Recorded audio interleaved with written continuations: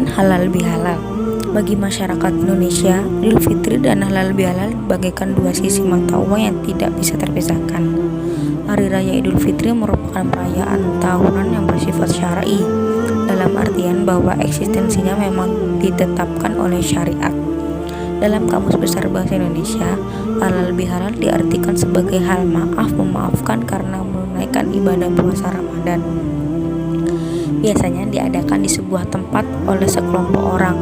Ensiklopedia Indonesia tahun 1978 menyebutkan bahwa halal bihalal berasal dari bahasa Arab yang tidak berdasarkan gramatikanya yang benar sebagai pengganti istilah silaturahmi.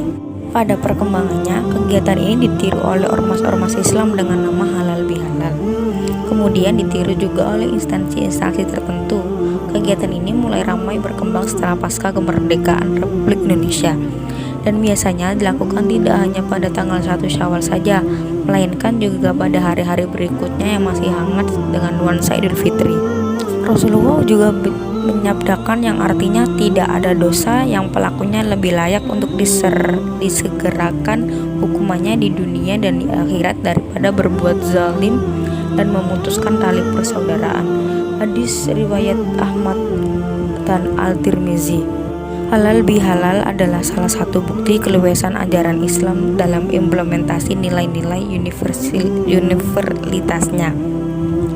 Nilai universalitas silaturahmi yang diajarkan bisa menjelma menjadi beragam acara sesuai dengan kearifan lokal masing-masing daerah, dengan catatan tetap mengindahkan norma-norma Islam yang sudah ditentukan, maka tidak boleh tercampuri kemaksiatan apapun dalam implementasinya.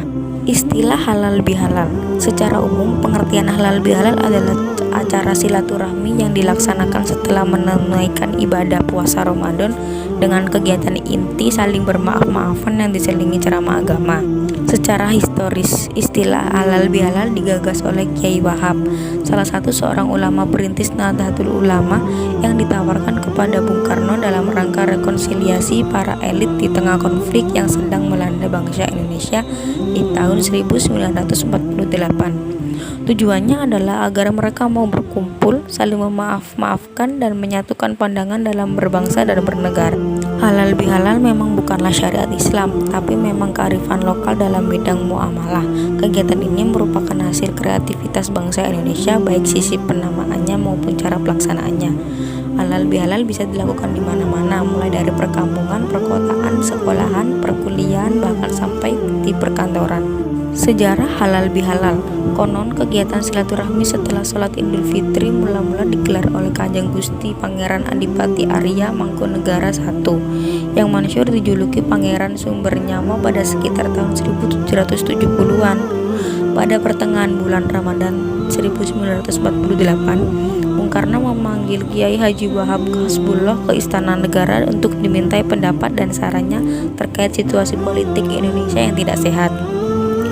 Namun Presiden Soekarno meminta tradisi silaturahmi dan maaf-maafannya yang beda dengan yang lain. Akhirnya tercetuslah istilah halal bihalal dari mulut Kiai Wahab. Akhirnya lahirlah istilah halal bihalal ini. Ada beberapa hikmah pelajaran yang dapat kita ambil dari kegiatan halal bihalal, yaitu 1. Sebagai pembersih dari segala kesalahan. 2. Membersihkan hati dan rasa benci kepada manusia. 3. Memupuk rasa kepedulian dan kebersamaan. Silaturahmi syarat hikmah bernilai sunnah.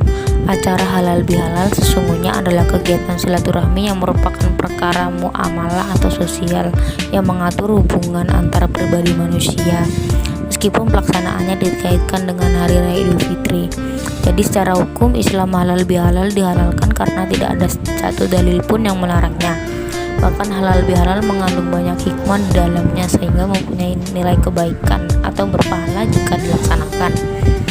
Dalam acara halal bihalal itu dilaksanakan beberapa kegiatan yang mempunyai nilai hikmah, antara saling berjabat tangan, bermaaf-maafan, bersilaturahmi, dan ceramah agama. Bismillahirrahmanirrahim.